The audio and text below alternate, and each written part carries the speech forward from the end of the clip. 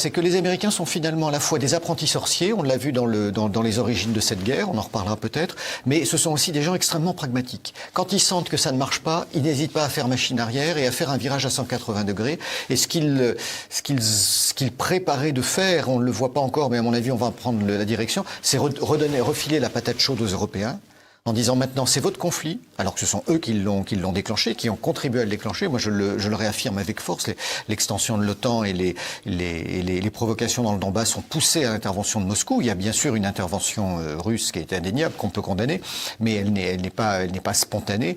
Et à partir de ce moment-là, c'est nous Européens qu'allons nous retrouver à gérer une situation que nous n'avons pas provoquée, dont nous ne voulions pas, parce que les Américains... dont nous ne voulions pas, mais on sait qu'on était garant du respect des accords de Minsk, ce qu'on n'a pas du tout veillé à faire. Vous avez tout à fait raison, mais on ne voulait pas arriver à ce conflit. Hein. On le voit très bien dans les semaines qui précèdent l'intervention russe du mois de février.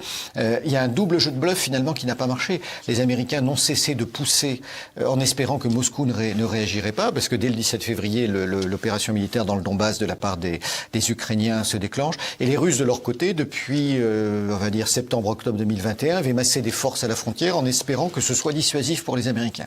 Et puis, là, finalement, dans les deux cas, ça n'a pas marché et on est rentré en confrontation. Voilà, donc c'est quelque chose qui s'est joué à peu, mais j'ai envie de dire, les Russes ne pouvaient pas faire autrement.